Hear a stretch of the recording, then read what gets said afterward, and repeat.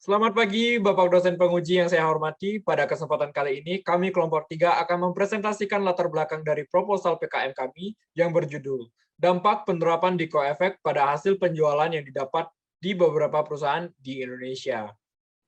Sebelum melanjutkan ke inti topik pembicaraan, izinkan saya untuk memperkenalkan anggota kelompok kami. Perkenalkan, nama saya Imade Muatawar Masuta, dan teman-teman saya Stephen Chandra, Samuel Jason Patrick Kumenap, dan Michael Adrian Sungkono. Kegiatan ini pasti tidak asing bagi kita semua. Berbelanja merupakan salah satu kegiatan pokok yang dilakukan oleh manusia. Bukan hanya perempuan, laki-laki pun juga melakukan aktivitas belanja. Hal ini disebabkan oleh karena kita tidak mempunyai semua barang yang kita butuhkan. Jadi, untuk mendapatkannya, kita harus menukarkan uang yang kita punya dengan barang yang kita inginkan. Tahukah Anda, aktivitas ini sudah berlangsung dari ribuan tahun yang lalu. Dikutip melalui Genpi.com dalam lansirannya menyebutkan sistem barter di Indonesia sudah ada sejak tahun 6000 Masehi, yang konon diperkenalkan oleh suku Mesopotamia, dan sistem ini diadopsi oleh orang Venesia. Yang menarik di sini adalah barang-barang yang menjadi alat barter, seperti tengkorak manusia dan garam. Kegiatan ini berlangsung sudah lama, dan sekarang sudah menjadi kebiasaan. Pastinya dengan banyak sekali perubahan dari tahun ke tahun. Contoh yang paling besar adalah penemuan mata uang. Semakin berkembangnya zaman, observasi pada kegiatan berbelanja pun semakin beragam hasilnya. Mulai dari penelitian tentang perilaku berbelanja, sampai faktor-faktor yang mendorong dalam pengambilan keputusan saat berbelanja. Seiring berjalannya waktu, ada pun perubahan kebiasaan berbelanja yang dialami oleh masyarakat Indonesia.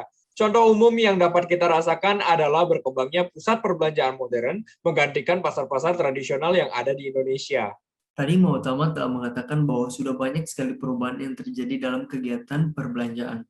Sekarang saya akan memperlihatkan data yang dikeluarkan oleh BPS mengenai sensus penduduk Indonesia dari tahun 2010 hingga 2020.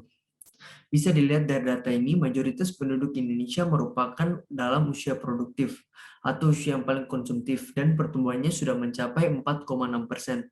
Ini menandakan bahwa kebutuhan masyarakat yang tak terpenuhi juga akan semakin bertambah seiring berjalannya waktu.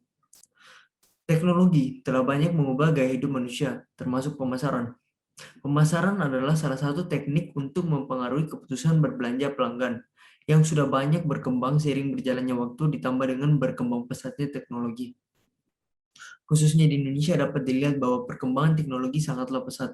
Dapat dilihat dari 3 pengguna teknologi yang pada tahun 2010 merupakan 30 juta jiwa menjadi 196 juta jiwa pada tahun 2020. Pelanggan biasanya melalui tahap yang dinamakan tahap pengambilan keputusan pembelian sebelum memberi barang atau jasa. Biasanya tahap ini diawali dengan pelanggan mempunyai masalah yang ingin diselesaikan. Lalu, pelanggan akan mencari beberapa brand yang menawarkan solusi pada permasalahannya tersebut.